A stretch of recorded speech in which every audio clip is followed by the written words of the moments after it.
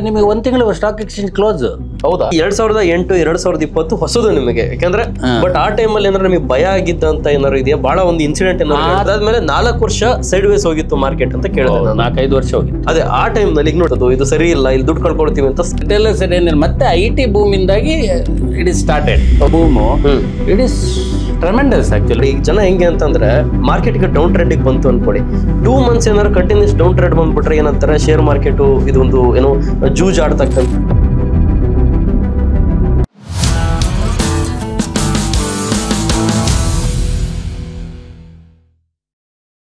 ಒಂದು ಕ್ವಶನ್ ಕೇಳ್ಬೇಕು ನಿಮ್ಮ ಹತ್ರ. ಅದೇನಪ್ಪ ಅಂತಂದ್ರೆ ನೋಡಿ, 1992ರಲ್ಲಿ ಹರ್ಷದ್ ಮೆಹ್ತಾ ಸ್ಕ್ಯಾಮ್ ಆಗುತ್ತೆ. ಸೊ ಆ ಟೈಮ್ನಲ್ಲೇ ನಮ್ಮ ಇಂಡಿಯಾದಲ್ಲಿ LPG ಬಜೆಟ್ ಮಂಡನೆ ಮಾಡ್ತಾರೆ. ಅಂದ್ರೆ ಬಿಫೋರ್ ಸ್ವಲ್ಪ ಪ್ರಾಬ್ಲಮ್ ಆಗುತ್ತೆ, ಅಂದ್ರೆ ನಮ್ಮ ಹತ್ರ ಏನು ಅಮೌಂಟ್ ಇರಲ್ಲ. ಅದನ್ನ ಕೇಳಿದ್ದೀನಿ, ಒಂಚೂರು ಓದಿದ್ದೀನಿ LPG ಬಜೆಟ್ ಬಗ್ಗೆ ಎಲ್ಲ. ಸೊ 2008ರ ಒಂದು ಕ್ರೈಸಿಸ್ ಇದನ್ನೆಲ್ಲ ನೋಡ್ಕೊಂಡ್ ಬಂದಿದ್ದಾರೆ. ಅಪ್ ಟು 2020ರ ಒಂದು ಲಾಕ್ಡೌನ್ ಇದ್ರವರೆಗೂ ನೀವು ನೋಡಿದಿರ, ಕ್ರಾಶ್ ವರ್ಗು ನೋಡಿದಿರ. ಸೊ ಈ ಟೈಮ್ನಲ್ಲಿ ಹಿಂಗೆ ಸರ್ವೈವ್ ಆದ್ರೆ ಅದ್ರ ಬಗ್ಗೆ ಸ್ಟೋರಿ ಹೇಳ್ಬೋದಾ? ಏನಾದ್ರು ನಿಮ್ದು ಸ್ಟೋರಿ ಇದ್ರೆ. ನಿಮಗೆ ಫಾರ್ ಎಕ್ಸಾಂಪಲ್ ಹರ್ಷದ್ ಮೆಹ್ತಾ ಆ ಪೀರಿಯಡ್ ಅಲ್ಲೆಲ್ಲ ನಿಮಗೆ 1 ತಿಂಗಳು ಸ್ಟಾಕ್ ಎಕ್ಸ್ಚೇಂಜ್ ಕ್ಲೋಸ್. ಹೌದಾ? ನೀವು ಬೈ ಮಾಡಿದ ಪೊಸಿಷನ್ ನೀವು ಏನ್ ಮಾಡ್ತೀರಾ? ಏನು ಮಾಡೋಕ್ಕಾಗಲ್ಲ, ಆ ಥರ ಎಲ್ಲ ಇತ್ತು. ನೌ ಡೇಸ್ ನೀವು ಹೇಳಿದ್ರೆ we are very very safer. ಅಂದ್ರೆ ನಿಮಗೆ ರೆಗ್ಯುಲೇಷನ್ ಆಗಲಿ ಎಲ್ಲ ಆಗಲಿ, it's everything is in place. ಅಂದ್ರೆ ನಿಮ್ದು ಡಿಸಿಷನ್ ಟು ಬೈ ಯಾವುದೋ ಒಂದು ಸ್ಟಾಕು ಸರಿ ಇರ್ಬೋದು, ತಪ್ಪಾಗಿರ್ಬೋದು, ಅದು ಪ್ರಾಬ್ಲಮ್ ಅಲ್ಲ. ಬಟ್ ನೀವು ಸೆಲ್ಲು ಅಥವಾ ಬೈ ಯಾವ ಟೈಮಲ್ಲೂ ಮಾಡ್ಬೋದು. ನೀವು ಸೆಲ್ ಮಾಡಿದ ದುಡ್ಡು ನಿಮ್ಗೆ ಕರೆಕ್ಟ್ ಆಗಿ ಸೆಟ್ಲ್ ಆಗುತ್ತೆ. ನೀವು ಬೈ ಮಾಡಿದ ಸೆಕ್ಯೂರಿಟಿ ನಿಮ್ಗೆ ಕರೆಕ್ಟ್ ಆಗಿ ಬರುತ್ತೆ. ಅದ್ರದ್ದು ಬೋನಸ್ ಆಗಲಿ, ರೈಟ್ಸ್ ಆಗಲಿ, ಎನಿ ಕಾರ್ಪೊರೇಟ್ ಬೆನಿಫಿಟ್ ಆಗಲಿ ನಿಮ್ಗೆ ಸಿಕ್ಕೇ ಸಿಗತ್ತೆ. ಆ ಕಾನ್ಫಿಡೆನ್ಸ್ ಆ ದಿವಸಗಳಲ್ಲಿ ಅಷ್ಟು ಇರಲಿಲ್ಲ. Okay okay. ಸೊ ಜನ ಅವಾಗ ಹೆದರ್ತಾ ಇದ್ರು. ಇನ್ನು ಇದು ಕೂಡ ನನಗೆ ಒಂದು ಎಕ್ಸ್ಪೀರಿಯನ್ಸ್ ಇದೆ. ನಾನೊಂದು ಕಲ್ಕಟ್ಟಾಗೆ ನಂದು ಒಂದು ಯಾವುದೋ ಒಂದು ಸ್ಟಾಕ್ ಇದೆ, ಅದು ಎಲ್ಲಿಯೂ ಟ್ರೇಡ್ ಆಗ್ತಾ ಇಲ್ಲ. ಕಲ್ಕಟ್ಟ ಎಕ್ಸ್ಚೇಂಜ್ ಅಲ್ಲಿ ಟ್ರೇಡ್ ಆಗ್ತಿದೆ. ಅಲ್ಲಿಗೆ ಬ್ರೋಕರ್ ಕಳಿಸಿದೆ ಸರ್ಟಿಫಿಕೇಟ್, ಅವ್ನು ಸೆಲ್ ಮಾಡಿದ ದುಡ್ಡು ನಂಗೆ ಬಂದೇ ಇಲ್ಲ. ಆಮೇಲೆ ಓಕೆ ಓಕೆ ಏನ್ ಮಾಡ್ತೀರಾ? ಈ ತರ ಎಲ್ಲ ನಡೀತಾ ಇತ್ತು, ಈ ತರ ಎಲ್ಲ ಆಗಿತ್ತು. ಈ ತರ ಎಲ್ಲ ಆಗಿತ್ತು.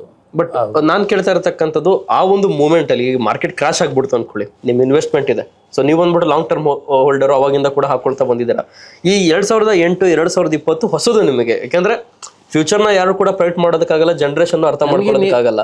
ಬಟ್ ಆ ಟೈಮಲ್ಲಿ ಏನಾದ್ರು ನಿಮಗೆ ಭಯ ಆಗಿದ್ದಂತ ಏನಾದ್ರು ಇದೆಯಾ? ಬಹಳ ಒಂದು ಇನ್ಸಿಡೆಂಟ್ ಏನಾದ್ರು ಆ ತರದ್ದು ನಮ್ಗೆ ಭಯಗಿಂತ ಜಾಸ್ತಿ ನಾವು ಮುಂಚೆದ್ದು ಮಾರ್ಕೆಟ್ ಫ್ರೀಕ್ವೆಂಟ್ ಫಾಲ್ಗಳನ್ನ ನೋಡಿ ನೋಡಿ ನೋಡಿ 2000 ಫಾಲ್ ಅಲ್ಲಿ ನಾವು ಸ್ವಲ್ಪ ಧೈರ್ಯ ಇರಲಿಲ್ಲ. ನಮ್ಗೆ IT crash 2000 Covid 2020 Covid fall ಅಲ್ಲಿ ನಾವು ಸ್ವಲ್ಪ ಜಿಟರಿ ಆಗಿದ್ವಿ. ನಮ್ಗೆ ಕಾನ್ಫಿಡೆನ್ಸ್ ಇರ್ಲಿಲ್ಲ. ಮಾರ್ಕೆಟ್ ಸ್ವಲ್ಪ ಸಬ್ಸ್ಟಾನ್ಷಿಯಲ್ ರಿಕವರಿ ಆದ ಮೇಲೆ ವಿ ಎಂಟರ್ಡ್ ಅಷ್ಟೇ ಹೊರತು ಆ ಬಾಟಮ್ ಅಲ್ಲಿ ನಾವು ಪ್ರೀವಿಯಸ್ ಫಾಲ್ಗಳನ್ನ ನೋಡಿ ನೋಡಿ ನೋಡಿ ಅಭ್ಯಾಸ ಆಗಿ ನಮ್ಗೆ ಈ ಮೇಲೆ ಹೋಗುತ್ತೆ ಅಂತ ಹೇಳೋ ಧೈರ್ಯ ಇರ್ಲಿಲ್ಲ, ಜೆನ್ಯೂನ್ಲಿ ಇರ್ಲಿಲ್ಲ. ಅಫ್ಕೋರ್ಸ್ ನಾವು ಟೆಕ್ನಿಕಲಿ ಅದು ಆಮೇಲೆ ಒಂದು ಲೆವೆಲ್ ಥ್ರೆಶೋಲ್ಡ್ ಬ್ರೇಕ್ ಆದ್ಮೇಲೆ ಎಸ್ ನಾವು onwards it is a rally ಅಂತೇಳಿ ಎಂಟರ್ ಆಗಿದ್ವಿ. ಬಟ್ ಬಾಟಮ್ ಅಲ್ಲಿ ಡೆಫಿನೆಟ್ಲಿ ಕರೆಕ್ಟ್. ಸೊ ನಮ್ಗೆ ಹೇಳುದಿದ್ರೆ ಆ those old experiences was a more baggage. ಅಂದ್ರೆ ಅದೇನ್ ನಮ್ಗೆ ಹೆಲ್ಪ್ ಮಾಡಿಲ್ಲ ಈ ರ್ಯಾಲಿಯಲ್ಲಿ. ಅದು ಒಂದು ಸ್ವಲ್ಪ ನಿಮ್ಗೆ ಆ ಪೇಷನ್ಸ್ ಅದನ್ನೆಲ್ಲ ಕಲ್ಸ್ಕೊಟ್ಟಿದೆ. ಓಕೆ. ಇನ್ನೊಂದು ನಾನು ಕೇಳಿದ್ದೆ, ಅದೇನಪ್ಪಾ ಅಂತಂದ್ರೆ 1992ರಲ್ಲಿ ಒಂದ್ಸಲ ಮಾರ್ಕೆಟ್ ಕ್ರಾಶ್ ಆಗುತ್ತೆ, ಇದೆ ಹರ್ಷದ್ ಮೆಹ್ತಾ ಸ್ಕ್ಯಾಮ್ ಇಂದ. ಅದಾದ್ಮೇಲೆ LPGನೂ, ಬಟ್ ಅದು ನನಗೊಂಚೂರು ಡೌಟ್ ಇದೆ. ಅದಾದ್ಮೇಲೆ 4 ವರ್ಷ ಸೈಡ್ ವೇಸ್ ಹೋಗಿತ್ತು ಮಾರ್ಕೆಟ್ ಅಂತ ಕೇಳಿದೆ ನಾನು. 4-5 ವರ್ಷ ಹೋಗಿತ್ತು. ಅದೇ ಆ ಟೈಮ್ನಲ್ಲಿ ಈಗ ನೋಡಿ, ಈಗ ಜನ ಹೆಂಗೆ ಅಂತಂದ್ರೆ ಮಾರ್ಕೆಟ್ಗೆ ಡೌನ್ ಟ್ರೆಂಡಿಗೆ ಬಂತು ಅನ್ಕೊಳ್ಳಿ, 2 ಮಂತ್ಸ್ ಏನಾದ್ರು ಕಂಟಿನ್ಯೂಸ್ ಡೌನ್ ಟ್ರೆಂಡ್ ಬಂದ್ಬಿಟ್ರೆ ಏನಂತಾರೆ, ಶೇರ್ ಮಾರ್ಕೆಟ್ ಇದೊಂದು ಏನೋ ಜೂಜ್ ಆಡ್ತಕ್ಕಂಥದ್ದು, ಇದು ಸರಿ ಇಲ್ಲ, ಇಲ್ಲಿ ದುಡ್ಡು ಕಳ್ಕೊಳ್ತೀವಿ ಅಂತ ಬ್ಲೇಮ್ ಮಾಡ್ತಾರೆ. ಆ ಟೈಮ್ನಲ್ಲಿ 4 ವರ್ಷ ನೀವು ಹೆಂಗ್ ತೊಡ್ಕೊಂಡ್ರಿ? ಸೊ ಈ ತರ ಜನ 92 ಡೌನ್ ಆದ ಮೇಲೆ ನಿಮಗೆ ರಿಟೇಲ್ ಪಾರ್ಟಿಸಿಪೇಷನ್ ಅಗೇನ್ ಸ್ಟಾರ್ಟ್ ಆಗಿರೋದು. ಅಂದ್ರೆ ನಿಮ್ಗೆ ಮಾರ್ಕೆಟ್ ಸ್ವಲ್ಪ ಇಂಡೆಕ್ಸ್ ವೈಸ್ ಮೇಲೆ ಹೋಗಿರ್ಬೋದು, ಕೆಳಗೆ ಹೋಗಿರೋದು. ಬಟ್ ಆ ಮಾಸ್ ಹಿಸ್ಟರಿ ಇರುತ್ತಲ್ಲ, IPO ಹಾಕೋದು ಫ್ರೆಶ್ ಇದು, ಅದು ಪುನಃ ರೀಸ್ಟಾರ್ಟ್ ಆಗಿದ್ದು 1999 ಅಂತ ಹೇಳ್ಬೋದು. Okay okay. 92 ಇಂದ 97 ಇಯರ್ಸ್ ಫುಲ್ ಖತಮ್ ಆಗ್ಬಿಟ್ಟಿತ್ತು. ಎಲ್ಲರಿಗೂ ಬಿಲೀವ್ ಹೋಗ್ಬಿಟ್ಟಿತ್ತು ಶೇರ್ ಮಾರ್ಕೆಟ್ ಬಗ್ಗೆ. ರಿಟೇಲರ್ಸ್ ಸರಿ ಇಲ್ಲ, ಅವ್ರು ಮಾಡೋರವರು ಇದ್ದು. ಬಟ್ ರಿಟೇಲರ್ಸ್ ಸರಿ ಏನಿಲ್ಲ. ಮತ್ತೆ IT ಬೂಮಿಂದಾಗಿ it is started. Okay. 2000 whatever ನಿಮ್ಗೆ IT ಬೂಮ್ ಅಂತ ಇತ್ತಲ್ಲ, 2000 ಇಸ್ ಸಿಂಪಲ್. ನೀವು ಬ್ರೋಕರ್ ಆಫೀಸ್ಗೆ ಹೋಗಿ ಯಾವ IT ಸ್ಟಾಕ್ ಅಪ್ಪರ್ ಫ್ರೀಸ್ ಇಲ್ಲ ಅದನ್ನು ಬೈ ಮಾಡು ಅಷ್ಟೇ. ಓಕೆ. ಆ ತರ you can just imagine. ಅಂದ್ರೆ most of the IT stocks are already upper freeze. You can't buy. ನಿಂಗೆ ಬೈ ಮಾಡಕ್ ಆಗಲ್ಲ. ಅಂದ್ರೆ ಯಾವ್ದಪ್ಪ ಅಪ್ಪರ್ಡ್ ಫ್ರೀಸ್ ಇಲ್ಲ IT ಸಾಫ್ಟ್ವೇರ್ ಅಲ್ಲಿ, ಅದು ಬೈ ಮಾಡು ಅಷ್ಟೇ. ಕಾನ್ಸೆಪ್ಟ್ ಅಷ್ಟೇ. ನಿಮ್ಗೆ ಎಲ್ಲಿವರೆಗೆ ಅಂದ್ರೆ ಕೊಯಮತ್ತೂರಲ್ಲಿ ಒಬ್ಬ ಸಾಫ್ಟ್ವೇರ್ WEAR ಅವನು ಅಂಡರ್ ಗಾರ್ಮೆಂಟ್ಸ್ ಮಾಡೋನು, ಅವನು ಸ್ವಲ್ಪ ಅದನ್ನು ಹೋಗ್ತಾ ಇತ್ತು ಆ ಟೈಮಲ್ಲಿ. ಅಂದ್ರೆ okay, that was the history. ಯಾವ್ದು ಕೊಟ್ಟರು ಕೂಡ ತಗೊಳ್ತಾ ಇದ್ರು ಆ ಟೈಮಲ್ಲಿ. It is like that only. So ಈಗೆಲ್ಲ ತಿಂಗಳಿಗೆ 4-5 IPO ಬರುತ್ತೆ. ಆ ಟೈಮಲ್ಲಿ ಎಷ್ಟು ಬರ್ತಾ ಇತ್ತು ನಿಮಗೆ ಕೇಳಬೇಕು? ಬಹಳ ಕಮ್ಮಿ. ಅಂದ್ರೆ ಬೂಮ್ ಪೀರಿಯಡ್ ಅಲ್ಲ, ಅದು ಕೆಲವು ಮಂತ್ಗಳಲ್ಲಿ ಅಷ್ಟೇ. ನಿಮಗೆ ಈ ಸತಿ ನಿಮಗೆ ವರ್ಷಾನುಗಟ್ಲೆ ನಿಮಗೆ ಈ ತರ IPOಗಳು ಯಾವತ್ತಿರಲಿ. ಆಮೇಲೆ ನಿಮಗೆ ಈ ಟೈಮಲ್ಲಿ 2020 ಆಫ್ಟರ್ ಕೋವಿಡ್ ಅವ್ರು ಈಗ ರೀಸೆಂಟ್ಲಿ 1-2 ವರ್ಷದಲ್ಲಿ ಬಂದ IPO boom, it is tremendous actually. ಮುಂಚೆ ಇರಲೇ ಇಲ್ಲ. That is definitely a push for the new economic growth of India itself. Correct. So and one more thing ನೋಡಿ, ಈಗ 1990 ಟೈಮ್ನಲ್ಲಿ ನಮಗೆ ಸೆಬಿ ಕೂಡ ಇರಲಿಲ್ಲ ಅವಾಗ. ಸೊ ಅದಕ್ಕೂ ಹಿಂದೆ ಎಷ್ಟು ಥರದ ಸ್ಕ್ಯಾಮ್ಸ್ಗಳಾಗ್ತಾ ಇತ್ತು. ಸೊ ಏನೇನು ಜನ ಫೇಸ್ ಮಾಡ್ತಾ ಇದ್ರು, ನೀವೇನಾದ್ರೂ ಫೇಸ್ ಮಾಡಿದ್ದೀರಾ? ನಿಮ್ಮ ಅನುಭವನ ವೀಕ್ಷಕರ ಜೊತೆ ಶೇರ್ ಮಾಡ್ಬೋದಾ? ತುಂಬಾ ಆಗ್ತಾ ಇತ್ತು ಆಕ್ಚುಲಿ. ಫಾರ್ ಎಕ್ಸಾಂಪಲ್ ನಾವೊಂದು ಶೇರ್ ಬೈ ಮಾಡಿದ್ವಿ, ಅದು ಆಮೇಲೆ ಅದಕ್ಕೊಂದು ಟ್ರಾನ್ಸ್ಫರ್ ಫಾರ್ಮ್ ಅಂತ ಅಟ್ಯಾಚ್ ಮಾಡಿರ್ತೀವಿ. ಅದಕ್ಕೆ ವ್ಯಾಲಿಡಿಟಿ 1 year. 1 year ಒಳಗೆ ಅದಕ್ಕೆ ಕಂಪನಿ ಕಳಿಸಿ ಅದು ಟ್ರಾನ್ಸ್ಫರ್ ಆಗಿ ನಿಮ್ಗೆ ಬರಬೇಕು. ಓಕೆ, ಆಮೇಲೆ ನೀವು ಸೆಲ್ ಮಾಡೋಕ್ಕಾಗಲ್ಲ ಅದನ್ನು. ಸೊ ನಾವು ಕಂಪನಿ ಕಳಿಸ್ತೀವಿ, ಕಂಪನಿ ಕಳಿಸಿ ದಿಸ್ ಇಸ್ ಫೋರ್ಜ್ ಸರ್ಟಿಫಿಕೇಟ್, ಏನಿಲ್ಲ ವಾಪಸ್. ಆಮೇಲೆ ನಾವು ಬ್ರೋಕರ್ಗೆ ಕಂಪ್ಲೇಂಟ್ ಕೊಡಬೇಕು. ಕಂಪ್ಲೇಂಟ್ ಕೊಟ್ಟರೆ ಅದು ಅಲ್ಲಿಂದ ಅವರು ನೋ ಡೆಲಿವರಿ ರಿಪ್ಲೇಸ್ಮೆಂಟ್ ಕೊಡಬೇಕು, ಆ ಥರ ಇತ್ತು. ಬಟ್ ಇನ್ನೂ ಒಂದು ಸ್ಪೆಸಿಫಿಕಲ್ ಏನಂದ್ರೆ, ಆ ಶೇರು ಟ್ರಾನ್ಸ್ಫರ್ ಆಗಿ ನನ್ನ ಹೆಸರಿಗೆ ಬಂದಿದೆ. Okay, broker responsibility over. Broker ನಂಗೆ ಶೇರ್ ಕೊಟ್ಟಿದ್ದಾರೆ, ನಾನು ಶೇರ್ ಕಂಪನಿ ಕಳಿಸಿದ್ದೀನಿ, ಕಂಪನಿಯವರು ಟ್ರಾನ್ಸ್ಫರ್ ಮಾಡಿ ನಂಗೆ ಕಳಿಸಿದ್ದಾರೆ. ಆಮೇಲೆ ಡಿಮೆಟೀರಿಯಲೈಸೇಷನ್ ಬಂತು. ಡಿಮೆಟಿಗೆ ನಾನು ಸಬ್ಮಿಟ್ ಮಾಡಿದಾಗ ಅದೇ ಕಂಪನಿ ಹೇಳುತ್ತೆ ಇದು ಫೋರ್ಜ್ ಶೇರ್ ಅಂತ. ಓಕೆ, ಆ ಥರ ಎಲ್ಲ ನಡೀತಾ ಇತ್ತು ಅವಾಗ. ಸೊ ನಿಮ್ಗೇನಾದ್ರು ತುಂಬಾ ಬಹಳ ಲಾಸ್ ಮಾಡ್ಕೊಂಡು ಈ ಥರ ಸ್ಕ್ಯಾಮಿಗೆ ಹೋದಂತಹ ಏನಾದ್ರು ಒಂದು ಸಂದರ್ಭ ಇದೆಯಾ? ತುಂಬ ಅಂತ ಹೇಳಕ್ಕಾಗಲ್ಲ, ಬಟ್ ಒಂದು 400-500 ಶೇರ್ಗಳೆಲ್ಲ ಆ ಥರ 4-5 ಕಂಪನಿಗಳು ಆಗಿದೆ. ಆಮೇಲೆ ನಾವು ಅದರ ಹಿಂದೆ ಬೀಳಲ್ಲ, ಹೋಯ್ತದು ಅಂತೇಳಿ. ಓಕೆ ಸರ್, ಇದು ಈ ಸೆಬಿ ಬಂತಲ್ಲ, ಸೊ ಸೆಬಿ ಬಂದ್ಮೇಲೆ ಆಲ್ಮೋಸ್ಟ್ ಚೇಂಜ್ ಆಯ್ತಾ ಎಲ್ಲ? ಸೆಬಿ ಇನಿಷಿಯಲಿ ಬಂದಾಗ ಸಿಕ್ಕಾಪಟ್ಟೆ ರೆಸಿಸ್ಟೆನ್ಸ್ ಇತ್ತು. Broker is dominant figures in Indian stock market ಆ ಟೈಮಲ್ಲಿ. ಸೆಬಿ ವಾಸ್ ನ್ಯೂಲಿ ಇಂಟ್ರೊಡ್ಯೂಸ್ಡ್, ಆಗ ತುಂಬಾ ರೆಸಿಸ್ಟೆನ್ಸ್ ಇತ್ತು. But step by step I think SEBI conquered the whole space. ನಾವು there in I think totally under control. I mean full regulation ಇವಾಗ ಇದೆ ಅಂತ ಹೇಳುವ ಕಾನ್ಫಿಡೆನ್ಸ್. ಅಂದ್ರೆ ಎನಿ ನ್ಯೂ ಕಂಬರ್, ನನಗೆ ಬೇಸಿಕಲಿ ಅವರ ಫ್ರೆಂಡ್ಸ್ ಕೇಳಿದಾರೆ ಯಾವ ಬ್ರೋಕರ್ ಹತ್ರ ಹೋಗಿ, ಯಾವ ಬ್ರೋಕರ್ ಹತ್ರ ಹೋಗ, ಏನು ಪ್ರಾಬ್ಲಮ್ ಇಲ್ಲ. Then it is your choice. You can come to me also, otherwise also you can go to any broker. It is safe, your money is safe, but your decision it's, ಅದು plus ಆಗ್ಬೋದು, ಮೇಲೆ ಹೋಗ್ಬೋದು, ಕೆಳಗೆ ಬರ್ಬೋದು, ಅದು ಗೊತ್ತಿಲ್ಲ. But money is safe from broker. Default ಅದಂತೂ ಆಗಲ್ಲ ಇವಾಗ. ಅದು ತುಂಬಾ ನಿಮ್ಗೆ 2000-2008 ಆಗ್ತಾನೆ ಇತ್ತಲ್ಲ. ಬ್ರೋಕರ್ ಅವ್ರ ಕಮ್ಯುನಿಟಿನೇ ಪ್ರಾಬ್ಲಮ್. ಅದು ಡಿಫಾಲ್ಟ್ ಆಗಿ ಆಗಿ ಆಗಿ ಅಯ್ಯೋ, ಮೈಂಡ್ ಬಾಗ್ಲಿಂಗ್. ಓಕೆ, ರೀಸೆಂಟ್ಲಿ ಆಗಿದೆ ಅನಿಸ್ತದೆ ಕೆಲವು, just few years back, 5-6 years back ಅನ್ಸ ಕೆಲವರು ಆಗಿದೆ. ಸೊ ವೀಕ್ಷಕರೇ, ನಾನು ರಾಮಚಂದ್ರ ಸರ್ ಹತ್ರ ಮುಂಚೆ ಒಂದ್ಸಲ ಮಾತಾಡಿದ್ದೆ. ಸೊ ಈಗ ನೀವೇನು ಮ್ಯೂಚುವಲ್ ಫಂಡ್ಗಳನ್ನ ಇನ್ವೆಸ್ಟ್ಮೆಂಟ್ ಮಾಡ್ತಿರಲ್ಲ ಮ್ಯೂಚುವಲ್ ಫಂಡ್ಗಳಲ್ಲಿ, ಸೊ ಮ್ಯೂಚುವಲ್ ಫಂಡ್ ಅನ್ನೋದಕ್ಕೆ ಒಂದು ನಿಮ್ಗೆ ಅರ್ಥ ಮಾಡಿಸ್ಬಿಡ್ತೀನಿ ಸುಮಾರು ಜನಕ್ಕೆ ಗೊತ್ತಿಲ್ಲದೆ ಇರೋರಿಗೆ. ಸೊ ಇನ್ ಕೇಸ್ ನನಗೆ ಶೇರ್ ಮಾರ್ಕೆಟ್ ಬಗ್ಗೆ ಐಡಿಯಾ ಇರಲ್ಲ, ಸುಮಾರು ಜನಕ್ಕೆ ಐಡಿಯಾ ಇರಲ್ಲ, ಅವರೆಲ್ಲ ಏನು ಮಾಡ್ತಾರೆ, ಅವರವರ ಹಣಗಳನ್ನ ತೊಗೊಂಡೋಗಿ ಮ್ಯೂಚುವಲ್ ಫಂಡ್ಗಳಿಗೆ ಕೊಡ್ತಾರೆ. ಸೊ ಇಲ್ಲಿ ಕ್ವಾಲಿಫೈಡ್ ಫಂಡ್ ಮ್ಯಾನೇಜರ್ಸ್ ಅವರ ಹಣವನ್ನು ಹ್ಯಾಂಡಲ್ ಮಾಡಿ ಸ್ವಲ್ಪ ಹಣನ ಗೋಲ್ಡ್ಗೆ ಅಥವಾ ಸ್ಟಾಕ್ಗಳಿಗೆ ಇಲ್ಲಿ ಹಾಕಿ ಬಂದಂತಹ ರಿಟರ್ನ್ ನಿಮಗೆ ಕೊಡ್ತಾರೆ. ಈ ರೀತಿ ಮಾಡ್ತಾ ಇರ್ತಾರೆ. ಈಗ ರಾಮಚಂದ್ರ ಸರ್ನ ಕೇಳೋಣ, 1990-92 ಟೈಮಲ್ಲಿ ಮ್ಯೂಚುವಲ್ ಫಂಡ್ಸ್ ಇತ್ತಲ್ಲ, ಸೊ ಅವರೆಲ್ಲ ಯಾವ ರೀತಿ ಮಾಡ್ತಾ ಇದ್ರು, ಯಾವ ರೀತಿ ಸ್ಕ್ಯಾಮ್ಗಳು ನಡೀತಾ ಇತ್ತು ಅನ್ನೋದ್ರ ಬಗ್ಗೆ ಕೇಳೋಣ ಸರ್. ಸ್ಕ್ಯಾಮ್ ಅಂತಲ್ಲ, ನಮಗೆ ನಮ್ದು ಪಾಸ್ಟ್ ಹಿಸ್ಟ್ರಿ ಬ್ಯಾಗೇಜ್ ಹೇಳಿದಲ್ಲ, ನನಗೆ ಮ್ಯೂಚುವಲ್ ಫಂಡ್ ಮೇಲೆ ಕಾನ್ಫಿಡೆನ್ಸ್ ಟೋಟಲಿ ಹೋಗಿತ್ತು. ಫಾರ್ ಎಕ್ಸಾಂಪಲ್, ನಮ್ದು ರಿಲೇಟಿವ್ ಒಂದು ಅಂಕಲ್ ಒಂದು 10,000 ಇನ್ವೆಸ್ಟ್ಮೆಂಟ್ ಮಾಡಿ 10 ವರ್ಷ ಆದ ಮೇಲೆ ಅವ್ರಿಗೆ 4,000 ವಾಪಸ್ ಸಿಕ್ಕಿದೆ. 10,000 ಇನ್ವೆಸ್ಟ್ ಮಾಡಿ 10 ವರ್ಷ ವೇಟ್ ಮಾಡಿ return is not 4,000. That means 10 ವರ್ಷ ವೇಟ್ ಮಾಡಿ 6,000 loss. Such is the mutual fund industry running those period. I am just telling one example.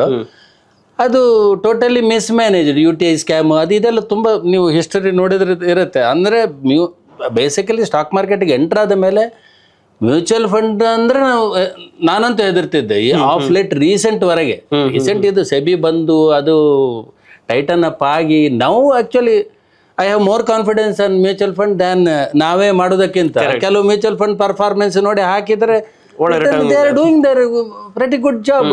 ನಾವ್ಯಾಕೆ ತಲೆ ಕೆಡಿಸ್ಕೊಳ್ಬೇಕು, ಆ ಶೇರ್ ಬೈ ಮಾಡಲ್ಲ, ಈ ಶೇರ್ ಬೈ ಮಾಡಲ್ಲ, ಯಾವ ಶೇರ್ ಆಗತ್ತೆ ಗೊತ್ತಿಲ್ಲ. ಕೆಲವು ಸರ್ತಿ ನಾವೇನೋ ಒಂದು ಹೋಪಲ್ಲಿ ಬೈ ಮಾಡಿರ್ತೀವಿ, ಅದು it may not function. But ಇಲ್ಲಿ as a corpus is big, ಅವರು ಚೆನ್ನಾಗಿ ಕ್ವಾಲಿಫೈಡ್ ಫಂಡ್ ಮ್ಯಾನೇಜರ್ಸ್ ಅದನ್ನ ಮಿಸ್ಯೂಸ್ ಮಾಡ್ಕೊಳ್ತಾ ಇರ್ಲಿಲ್ವಾ ಆ ಟೈಮ್ ಅಲ್ಲಿ? ಯಾಕಂದ್ರೆ ಎಲ್ಲ ಅವ್ರ ಹತ್ರನೇ ಹ್ಯಾಂಡ್ಲಿಂಗ್ ಇರ್ತಾ ಇತ್ತು. ಮಾಡ್ಕೊಂಡಿದ್ದಾರೆ ಅಂತ ಇಲ್ಲದ್ರೆ ಹೆಂಗೆ ಸರ್? 10 ವರ್ಷ ವೇಟ್ ಮಾಡಿ ನಿಮಗೆ 60% ಲಾಸ್ ಹೆಂಗಾಗತ್ತೆ? ನಾನು ಒಬ್ಬ ಇಂಡಿವಿಜುವಲ್ ಆಗಿ ಒಂದು ಶೇರ್ ಅಲ್ಲಿ ಹಾಕಿ 10 ವರ್ಷ ಆದ ಮೇಲೆ ಅದು 60% ಲಾಸ್ ಚಾನ್ಸಸ್ ಇದೆ. ಯಾಕಂದ್ರೆ ಆ ಒಂದು ಕಂಪನಿ ಟಿಂಟ್ ಫಂಕ್ಷನ್ ವೆಲ್, ಅದು ಏನೋ ರಾಂಗ್ ಐಡೆಂಟಿಫಿಕೇಶನ್ 60% ಕಳ್ಕೊಂಡೆ ಸಾಧ್ಯತೆ ಇದೆ. But mutual fund it's A fund, consolidated fund, ಅದನ್ನ ನೀವು ಡಿಸ್ಟ್ರಿಬ್ಯೂಟ್ ಮಾಡಿ ಆಗ್ತದೆ. ಅದ್ರಲ್ಲಿ ಹೆಂಗ 10 ವರ್ಷ ವೇಟ್ ಮಾಡಿ 60% ಲಾಸ್ ಹೆಂಗಾಗತ್ತೆ? ನಂಗೆ ಗೊತ್ತಿಲ್ಲ. ಅನ್ಲೆಸ್ ಅದರ್ವೈಸ್ ಅರ್ಥ ಆಯ್ತು ಬಿಡಿ ನೀವೇ ಹೇಳಿದ್ರಲ್ಲ. ಬಟ್ ನಾನು ಅನ್ಕೊಂಡೆ ಈಗ ಕ್ವಾಲಿಫೈಡ್ ಫಂಡ್ ಮ್ಯಾನೇಜರ್ಸ್ ಡಿಸ್ಟ್ರಿಬ್ಯೂಟ್ ಮಾಡ್ತಾರೆ, ಎಲ್ಲ ಕಡೆ ಈಕ್ವಲ್ ಆಗಿ ಹಾಕಿರ್ತಾರೆ. ಸೊ ಅಂದ್ರೆ ಅವಾಗಿನ ಟೈಮಲ್ಲಿ ಪೂರ್ತಿ ಸ್ಕ್ಯಾಮ್ ಆಗಿದೆ ಅಂತಾನೆ ನಿಮ್ಗೆ ಅರ್ಥ ಆಯ್ತು ಬಿಡಿ. ನೀವು ಹೇಳಿದ್ದು ಸ್ಟಾಕ್ ಹಾಕಿದ್ರು ಕೂಡ ನಾವು 60% ಲಾಸ್ ಮಾಡ್ಕೊಳ್ಳುವಂತ ಸಾಧ್ಯತೆ ಇದೆ. ಬಟ್ ಕ್ವಾಲಿಫೈಡ್ ಫಂಡ್ ಮ್ಯಾನೇಜರ್ಸ್ ಗೆ 10,000 ಕೊಟ್ಟು ಅವ್ನು 60% ಲಾಸ್ ಮಾಡ್ತಾನೆ ಅಂದ್ರೆ ಅವ್ನ ಪಕ್ಕ ಏನೋ ಮಾಡಿದಾನೆ ಅಂತ ನೀವು ಹೇಳ್ತಾ ಇದ್ದೀರಾ. Totally miss manage. ಸೊ ಈ ಸೆಬಿ ಬಂದ್ಬಿಟ್ಟು ಈ ಸ್ಟಾಕ್ ಮಾರ್ಕೆಟ್ ಜೊತೆ ಮ್ಯೂಚುವಲ್ ಫಂಡ್ ಗಳನ್ನ ಹ್ಯಾಂಡಲ್ ಮಾಡಕ್ಕೆ ಶುರು ಮಾಡ್ತಾ ಅದ್ ಬಂದ್ಮೇಲೆ. ಹೌದು, ಸ್ಕಿನ್ ಇಂದ ಗೇಮ್ ಅಂತ ಎಲ್ಲ ಸ್ಟಾರ್ಟ್ ಮಾಡಿದ್ರೆ. ಸೊ ಈಗೆಲ್ಲ ಬಹಳ ರೆಗ್ಯುಲೇಷನ್ಸ್ ಎಲ್ಲ ಸ್ಟ್ರಾಂಗ್ ಇದೆ ಮ್ಯೂಚುವಲ್ ಫಂಡ್ ಗಳಿಗೆ. ಚೆನ್ನಾಗಿದೆ, ರೆಗ್ಯುಲೇಷನ್ ಚೆನ್ನಾಗಿದೆ, ಡಿಸ್ಕ್ಲೋಸರ್ಸ್ ಚೆನ್ನಾಗಿದೆ. ನಿಮಗೆ ಮಂತ್ಲಿ ಡೈಲಿ NAV ಅದು ಇದು ಇಟ್ಸ್ ರಿಯಲಿ ಫ್ಯಾಂಟಾಸ್ಟಿಕ್. ನೀವು ಮಂತ್ಲಿ ಡೈಲಿ ನೋಡಿ SIP ನ ಚೇಂಜ್ ಮಾಡ್ಬೋದು. This fund is not functioning well ಅಂದ್ರೆ ಅದನ್ನ ರೀಡಿಂಗ್ ಮಾಡಿ ಇನ್ನೊಂದು ಯಾರು ಫಂಕ್ಷನಿಂಗ್ ನಾವು ಬೆಟರ್ ಅವ್ರಿಗೆ ಹಾಕ್ಬೋದು. You can switch over. Correct. So option ಇರಲಿಲ್ಲ ನಿಮಗೆ, ಆ ಥರ ಆಪ್ಷನ್ ಇರಲಿಲ್ಲ. ಎಲ್ಲೋ ಮ್ಯೂಚುವಲ್ ಫಂಡ್ಗೆ ಅಪ್ಲೈ ಮಾಡ್ತಾರೆ, ಏನೋ ಒಂದು ಸ್ಟೇಟ್ಮೆಂಟ್ ಬರುತ್ತೆ, ಅದು ಎಲ್ಲೋ ಇರುತ್ತೆ, ಅದನ್ನು ರೀಡಿಂಗ್ ಮಾಡ್ಬೇಕಾದ್ರೆ ಹೆಂಗೆ. ಇವಾಗಲೂ ಕೆಲವು ಕ್ಲೈಂಟ್ಸ್ ಬರ್ತಾರೆ ಈ ಆಫೀಸಲ್ಲಿ ಹುಡ್ಕೊಂಡು, ನಮ್ಗೆ ಗೊತ್ತಿಲ್ಲ ಎಲ್ಲಿದೆ ಅಂತ. ಅದು ಅವತ್ತು ಆ ರೋಡಲ್ಲಿದೆ ಹೇಳ್ತೀನಿ, ಆಮೇಲೆ ಇವತ್ತು ಹೋದ್ರಲ್ಲಿ ಇರಲ್ಲ ಅದು. ಓಕೆ ಸರ್, ನಂಗೆ ಇನ್ನೊಂದು ಡೌಟ್ ಇದೆ. ಅದೇನಪ್ಪ ಅಂತಂದ್ರೆ ಈ ಈ ಒಂದು ಶೇರ್ಗಳನ್ನ ಆವಾಗಿನ ಕಾಲದಲ್ಲಿ ಈ ಪತ್ರದ ರೂಪದಲ್ಲಿ ಕೊಡ್ತಿದ್ರು, ಫಿಸಿಕಲ್ ಫಾರ್ಮೆಟ್ ಅಲ್ಲಿ ಇರ್ತಿತ್ತು. ಈಗ ಏನು 2000 ನಂತರ IT ರೆವಲ್ಯೂಷನ್ ಆಯ್ತು, ಡಿಮ್ಯಾಟ್ ಅಕೌಂಟ್ಗಳು ಬಂತು. ಸೊ ಆ ಟೈಮ್ನಲ್ಲಿ ಆ ಶೇರ್ಗಳನ್ನ ಏನ್ ಮಾಡಿದ್ರೆ ತಗೊಂಡೋಗೋರಿಗೆ ಕೊಟ್ಬಿಟ್ಟು ಇದನ್ನ ಏನು ಎಲೆಕ್ಟ್ರಾನಿಕಲಿ ಮಾಡಿಫೈ. ಅದು ಈಗ ಏನಿದೆ ಸೇಮ್ ಸಿಸ್ಟಮ್. ಈಗಲೂ ಕೆಲವರ ಹತ್ರ ಹಿರಿಯರ ಹತ್ರ ನಿಮಗೆ ನನಗೆ ಫೋನ್ ಮಾಡಿದ್ದಾರೆ ಸುಮಾರು ಜನ. ಅವ್ರು ಏನ್ ಮಾಡ್ತಾರೆ, ಅದಕ್ಕೆ DRF ಫಾರ್ಮ್ ಅಟ್ಯಾಚ್ ಮಾಡಿ ಅವರ ಕನ್ಸರ್ನ್ DP ಗೆ ಸಬ್ಮಿಟ್ ಮಾಡ್ಬೇಕು. ಆ ಪ್ರೋಸೆಸ್ ಅವತ್ತು ಇವತ್ತು ಸೇಮ್. ಓಕೆ, ಸೊ ಈಗ ನಮ್ಮ ವೀಕ್ಷಕರ ಹತ್ರ ಯಾವ್ದಾದ್ರು ಹಳೆಯ ಶೇರ್ಸ್ ಗಳಿದ್ರೆ ಅದನ್ನ ಟ್ರೇಡ್ ಜಿನಿಗೆ ಬಂದ್ಬಿಟ್ಟು ಕೊಟ್ರೆ ನೀವು ಮಾಡ್ಕೊಡ್ತೀರಾ? ಖಂಡಿತ ಮಾಡ್ಕೊಡ್ತೀವಿ. ಬಟ್ ಅವರು ಅದಕ್ಕಿಂತ ಮುಂಚೆ ಒಂದು ನೋಡ್ಬೇಕು, ಹಳೆ ಶೇರ್ ಇದೆ ಅವರ ಹೆಸರಲ್ಲಿ ಇದೆಯಾ, ಒಂದು ಆ ಕಂಪನಿ ಡಿವಿಡೆಂಡ್ ಡಿಕ್ಲೇರ್ ಮಾಡಿದಾರ, 2 ಆ ಡಿಕ್ಲೇರ್ಡ್ ಡಿವಿಡೆಂಡ್ ನಿಮ್ಗೆ ಸಿಕ್ಕಿದ್ಯಾ, ನೀವು ಎನ್ಕ್ಯಾಶ್ ಮಾಡಿದೀರಾ, 3 ಇದೆಲ್ಲ ಹೆಚ್ಚಿನವ್ರು ಏನ್ ಮಾಡಿರ್ತಾರೆ, ಎಲ್ಲೋ ಸರ್ಟಿಫಿಕೇಟ್ ಟ್ರಂಕ್ ಅಲ್ಲಿ ಇಟ್ಟಿರ್ತಾರೆ, ಅವ್ರ ಮನೆ ಶಿಫ್ಟ್ ಆಗಿ ಹೋಗಿರ್ತಾರೆ, ಡಿವಿಡೆಂಡ್ ಅವರಿಗೆ ಬ್ಯಾಂಕ್ ಅಟ್ಯಾಚ್ಮೆಂಟ್ ಇರಲ್ಲ, ಅವಾಗ ಡಿಮ್ಯಾಟ್ ಫಿಸಿಕಲ್ ಅಲ್ಲಿ ಚೆಕ್ ರೂಪದಲ್ಲಿ ಬಂದಿರುತ್ತೆ, ಅದು ಇವ್ರಿಗೆ ರೀಚ್ ಆಗಿರಲ್ಲ, ಇವ್ರು ಎನ್ಕ್ಯಾಶ್ ಮಾಡಿರಲ್ಲ. ಈ ರೀತಿ ಪ್ರಾಬ್ಲಮ್ ಕೂಡ ಇದೆ. ಅವಾಗಿನ ಟೈಮಲ್ಲಿ ಡಿವಿಡೆಂಡ್ ಡೈರೆಕ್ಟ್ ಪೋಸ್ಟ್ ಮುಖಾಂತರ ಬರ್ತಾ ಇತ್ತು, ಇವ್ರ ಅಕೌಂಟ್ ಕ್ರೆಡಿಟ್ ಆಗ್ತಾ ಇರಲಿಲ್ಲ. ಇಲ್ಲ. ಓಕೆ ಸೊ ನಾನೇನು ಅನ್ಕೊಂಡಿದ್ದೆ, ಅವಾಗ್ಲೂ ಕೂಡ ಇದೇ ರೀತಿ ನಡೀತಾ ಇತ್ತು. ಅದು ಪವರ್ ಆಫ್ ಕಾಂಪೌಂಡಿಂಗ್ ಬೆಳೆದು ಇವತ್ತೆಲ್ಲೋ ಹೋಗಿರುತ್ತೆ ಅನ್ಕೊಂಡಿದ್ದೆ. ಇವಾಗಲೂ ಇವ್ರ ಸರ್ಟಿಫಿಕೇಟ್ ಅವ್ರ ಡಿವಿಡೆಂಡ್ ಕ್ಲೈಮ್ ಆಗದೆ 7 ವರ್ಷ ಆಗಿದ್ರೆ ಆ certificate along with the dividend ಅದು IPF ಗೆ ಹೋಗಿರುತ್ತೆ, ಮೂವ್ ಆಗಿರುತ್ತೆ. ಇವರ ಈವನ್ ಅವರ ಸರ್ಟಿಫಿಕೇಟ್ ಅವರ ಕೈಯಲ್ಲಿ ಏನಿದೆ ಅದು ಇನ್ವ್ಯಾಲಿಡ್ ರೈಟ್ ನಾವು. ಓಕೆ, ಅವ್ರು ಅದನ್ನ ಕ್ಲೈಮ್ ಮಾಡ್ಬೇಕು ಅಲ್ಲಿಂದ. ನನಗೆ ಒಂದು ಕಾಲ್ ಬಂದಿತ್ತು, ಅದೇನಪ್ಪಾ ಅಂತಂದ್ರೆ ನಮ್ಮ ಬಳಿ MRF ಫಿಸಿಕಲ್ ಶೇರ್ ಸಿಕ್ಕಿದೆ ನಮ್ಮ ತಾತ ಅವ್ರದ್ದು, ಬಟ್ ಅವ್ರೀಗ ಎಕ್ಸ್ಪೈರ್ ಆಗಿದ್ದಾರೆ ಅಂತ ಒಬ್ರು ಅವಾಗಿನ ಟೈಮಲ್ಲಿ ಕೇಳಿದ್ ನೆನಪು. ಈಗ ಆ ರೀತಿ ತಾತ ಮುತ್ತಾತ ಯಾರೋ ಒಂದು ಶೇರ್ಗಳನ್ನ ತಗೊಂಬಂದು ಹೇಳ್ತಾರೆ, ಅದು ಎಕ್ಸ್ಪೈರ್ ಆಗಿರುತ್ತೆ. ಸೊ ಆ ಟೈಮ್ನಲ್ಲಿ ಏನ್ ಮಾಡ್ಬೇಕು ಜನ? ಈಗ ನಿಮ್ಮ ಹತ್ರ MRF ಶೇರ್ ಸಿಕ್ಕಿದೆ ಅಂದ್ರೆ ಅದರಲ್ಲಿ ಡಿಸ್ಟಿಂಕ್ಟಿವ್ ನಂಬರ್, ಸರ್ಟಿಫಿಕೇಟ್ ನಂಬರ್ ಎಲ್ಲ ಡೀಟೇಲ್ಸ್ ಇರುತ್ತೆ. ನೀವು ಕಂಪನಿಗೆ ಬರಿಬೇಕು, ಈ ತರ ನಮ್ದು ಇದೆ, ಹಿರಿಯರದ್ದು ಸಿಕ್ಕಿದೆ, ಏನ್ ಮಾಡ್ಬೇಕು ಅಂತ. ಅದರದ್ದು ಸ್ಟೇಟಸ್ ಅವರು ಹೇಳ್ತಾರೆ. ಓಕೆ, ಕಂಪ್ನಿ ಅಂದ ಸೆನ್ಸ್ ನೀವು ಬ್ರೋಕರ್ MRF ಅಂದ್ರೆ MRF ಕಂಪ್ನಿಗೆ ಬರಬೇಕು. MRF ಬ್ರೋಕರ್ ಏನು ಕೆಲಸ ಏನು ಮಾಡೋದಕ್ಕಾಗಲ್ಲ. ಸೊ ಅವ್ರಿಗೆ ಬ್ರೋಕರ್ ಅಂದ್ರೆ ನಿಮ್ಗೆ ಅವ್ರು ಈಗ ನಿಮ್ದು ಶೇರ್ ಇದ್ರೆ ನಿಮ್ಮ ಹೆಸರಲ್ಲಿ ಇದ್ರೆ ಬ್ರೋಕರ್ ಹತ್ರ ಅಂದ್ರೆ ಡೆಪಾಸಿಟರಿ ಪಾರ್ಟಿಸಿಪೆಂಟ್ ಹತ್ರ ಕೊಟ್ಟು ಡಿಮ್ಯಾಟ್ ಮಾಡ್ಲಿಕ್ಕೆ ಹೇಳ್ಬೋದು. ಅದು ಪ್ರೋಸೆಸ್ ಹಂಗೆ. DP ಅದನ್ನ ಕಲೆಕ್ಟ್ ಮಾಡಿ ಕಂಪನಿಗೆ ಅಥವಾ ಕಂಪನಿ ಟ್ರಾನ್ಸ್ಫರ್ ಏಜೆನ್ಸಿ ಕಳಿಸ್ತಾರೆ. ಆಗ ಏನಾದ್ರೂ ಇಶ್ಯೂ ಇದ್ರೆ ಅವರು ದೇ ವಿಲ್ ರಿವರ್ಟ್ ಬ್ಯಾಕ್. ಅದನ್ನ ನಾವು ಪುನಃ ಕ್ಲೈಂಟ್ಗೆ ಹೇಳ್ತೇವೆ. ಸೊ ಈಗ ಈ ಒಂದು 2000 ನಂತರ ಏನು ಡಿಮ್ಯಾಟ್ ಅಕೌಂಟ್ಗಳು ಬಂತಲ್ಲ, ಸೊ ಅದ್ರಲ್ಲಿ ನಿಮ್ಮ ಫಸ್ಟ್ ಡಿಮ್ಯಾಟ್ ಅಕೌಂಟ್ ಯಾವುದು? ಯಾವ ರೀತಿ ನಿಮ್ಮ ಜರ್ನಿನ ಶುರು ಮಾಡಿದ್ರಿ ಇನ್ವೆಸ್ಟ್ಮೆಂಟ್ ಮತ್ತೆ ಟ್ರೇಡಿಂಗ್? ಅದೇ ಸ್ಟಾಕ್ ಹೋಲ್ಡಿಂಗ್ ಕಾರ್ಪೊರೇಷನ್ ಇತ್ತು, ಐಲ್ಯಾಂಡ್ FS ಇತ್ತು ಅವಾಗ ನಾವು ತುಂಬಾ ಡಿಮ್ಯಾಟ್ ಅಕೌಂಟ್ ಅಂದ್ರೆ ಆಪ್ ರೂಪದಲ್ಲಿ ಇರಲಿಲ್ಲ, ಈ ಕಂಪ್ಯೂಟರ್ ಏನಿಲ್ಲ, ವೆಬ್ಸೈಟ್ ಇಲ್ಲ, ವೆಬ್ಸೈಟ್ ಇಲ್ಲ, ಅವ್ರ ಆಫೀಸ್ಗೆ ಹೋಗ್ಬೇಕು ಸರ್. ಓಕೆ, ಆ ಬ್ರೋಕರೇಜ್ ಬೇರೆ ಸರ್. ನಾನು ಡಿಮ್ಯಾಟ್ ಆಗಿ ಸ್ಟಾಕ್ ಹೋಲ್ಡಿಂಗ್ ಕಾರ್ಪೊರೇಷನ್ ಬ್ರೋಕರ್ ಆಗಿರ್ಲಿಲ್ಲ ಅವಾಗ. Okay, only demat service, DP. Okay, ಅಲ್ಲಿಗೆ ಹೋಗ್ಬೇಕು. ಅಲ್ಲಿಗೆ ಹೋಗಿ ನೀವು DRF ಸಬ್ಮಿಟ್ ಮಾಡಿದ್ರೆ ನಿಮ್ ಫಿಸಿಕಲ್ ಇದಾಗತ್ತೆ. ಆಮೇಲೆ ಒಂದು ಡೆಲಿವರಿ ಇನ್ಸ್ಟ್ರಕ್ಷನ್ ಬುಕ್ ಇರುತ್ತೆ, ಅದನ್ನ ಸೈನ್ ಮಾಡಿ ನಾವು ಅಲ್ಲಿ ಸಬ್ಮಿಟ್ ಮಾಡ್ಬೋದು, ಇಲ್ಲ ನಮ್ಮ ಬ್ರೋಕರ್ ಹತ್ರ ಕೊಟ್ಟರೆ ಅವನು ಅಲ್ಲಿ ಹೋಗಿ ಕೊಡ್ತಾ ಇದ್ದ. ಈಗ ನಾನು ಸೆಲ್ ಮಾಡ್ತೀನಿ ಒಂದು 100 ಶೇರ್ ರಿಲಯನ್ಸ್ ಸೆಲ್ ಮಾಡ್ತೀನಿ, ಅದು ಡೆಲಿವರಿ DIS ಬುಕ್ ಅಂತಿದೆ, ಅದರಲ್ಲೆಲ್ಲ ಫುಲ್ ಮಾಡಿ ಸೈನ್ ಮಾಡಿ ಅವನಿಗೆ ಕೊಡ್ತಿದ್ದು ಬ್ರೋಕರಿಗೆ. ಅವನು ಅಲ್ಲಿ ಸ್ಟಾಕ್ ಹೋಲ್ಡಿಂಗ್ ಸಬ್ಮಿಟ್ ಮಾಡಿದ್ರೆ ಅದು ಅಲ್ಲಿ ಪೇ ಇನ್ ಅಕೌಂಟಿಗೆ ಹೋಗುತ್ತೆ, ಆ ಥರ. ಓಕೆ, ಈ ಆ್ಯಪ್ಗಳೆಲ್ಲ ಬಂದಿದೆ ಯಾವಾಗ? ವೆಬ್ಸೈಟು ಆ್ಯಪ್ ಅದ್ರ ಮೂಲಕ ನೀವು ಏನು ಪೂರ್ತಿ ಡಿಜಿಟಲಿ ಯಾವಾಗ ಶುರು ಮಾಡಿ? ಸರ್, ನಿಮಗೆ ಸ್ಟಾಕ್ ಬ್ರೋಕರ್ ಆಫೀಸಲ್ಲಿ ಕಂಪ್ಯೂಟರೈಸೇಷನ್ ಸ್ಟಾರ್ಟ್ ಆಗಿರುತ್ತೆ 2000. ಓಕೆ, 1995 NSE ಬಂದಿರೋದು. BSE ಆವಾಗಲೂ ಕಂಪ್ಯೂಟರೈಸೇಷನ್ ಮಾಡಿರಲಿಲ್ಲ. ಅಪ್ರಾಕ್ಸಿಮೇಟ್ಲಿ 2000 ಇಂದ ಎಲ್ಲ ಬ್ರೋಕರ್ದು ಅಂದ್ರೆ ಸ್ಟಾಕ್ ಎಕ್ಸ್ಚೇಂಜ್ ರಿಂಗಿಗೆ ಹೋಗೋದು ಸ್ಟಾಪ್ ಆಗಿದೆ. ಅವ್ರದ್ದೊಂದು ಕಂಪ್ಯೂಟರ್ ಅವ್ರ ಆಫೀಸಲ್ಲಿ, ಯಾರ್ದು ಬ್ರೋಕರ್ ಆಫೀಸಲ್ಲಿ ಒಂದು ಕಂಪ್ಯೂಟರ್ ಅಷ್ಟೇ, ಬೇರೆ ಕಡೆ ಇಲ್ಲ. Okay okay. ಆಮೇಲೆ ನಿಮಗೆ ಆಫ್ಟರ್ ಐ ಥಿಂಕ್ ಪ್ರಿಸೈಸ್ಲಿ ನಂಗೆ ಗೊತ್ತಿಲ್ಲ, 2005 ನೆಟ್ವರ್ಕ್ ಆಯ್ತು, ಬ್ರಾಂಚ್ ಆಫೀಸು, ಅಲ್ಲಿ ಕಂಪ್ಯೂಟರ್, ಅದು ಥ್ರೂ ಸ್ಯಾಟಲೈಟ್ ವಿಸ್ಯಾಟ್ ಇಂದ ಕನೆಕ್ಷನು, ಆ ಥರ ಆಯ್ತು. ಆಮೇಲೆ ಲೇಟರ್ ನಾವು ಎಲ್ಲ ಎವ್ರಿ ಕ್ಲೈಂಟ್ ಡೆಸ್ಕ್ಟಾಪ್ ಅಲ್ಲಿ ಆಗ್ಬೋದು, ಲ್ಯಾಪ್ಟಾಪ್ ಅಲ್ಲಿ ಆಗ್ಬೋದು, ಮೊಬೈಲ್ ಅಲ್ಲಿ ಆಗ್ಬೋದು, ಅದೆಲ್ಲ ರೀಸೆಂಟ್ ಫಿನಾಮಿನ. ಸರ್, ಇದು ಈ ಟೈಮ್ನಲ್ಲಿ ಯಾವಾಗ ಈ ಹರ್ಷದ್ ಮೆಹ್ತಾ ಟೈಮ್ನಲ್ಲಿ, ಆ ಟೈಮ್ನಲ್ಲೆಲ್ಲ ಸೊ ಈ ಒಂದು ಏನು ರಗ್ ಪುಲ್ ಇದು ಅಂತ ಕರೀತಾರೆ, ಸ್ಕ್ಯಾಮ್ ಅಂತ ಕರೀತಾರೆ, ಮತ್ತೆ ಪಂಪ್ ಅಂಡ್ ಡಮ್ ಈಗೂ ಆಗ್ತಾ ಇದೆ, ಬಟ್ ಆ ಟೈಮ್ನಲ್ಲಿ ಸಿಕ್ಕಾಪಟ್ಟೆ ಆಗ್ತಾ ಇತ್ತು ಅಂತ ಕೇಳಿದೆ. ಸೊ ಇವ್ರದೆಲ್ಲ ಸ್ಟ್ರಾಟಜಿಗಳೇ ಇದು. ಇನ್ನೊಬ್ರು ಮನು ಮಾನಿಕ್ ಅಂತ ಇದ್ರು, ಹರ್ಷದ್ ಮೆಹ್ತಾ ಅಂತ ಇದ್ರು, ಇವರೆಲ್ಲ ರಾಕೇಶ್ ಜುಂಜುನ್ವಾಲಾ, ಅವ್ರದೆಲ್ಲ ಆಗಿನ ಟೈಮ್ ಅಲ್ಲ. ಸೊ ಅದ್ರ ಬಗ್ಗೆ ಏನ್ ಹೇಳ್ತೀರಾ ಸರ್? ಅದು ಅವತ್ತು ಇತ್ತು, ಇವತ್ತು ಇತ್ತು, ಇನ್ನು ಮುಂದೆನೂ ಇರುತ್ತೆ ಸರ್.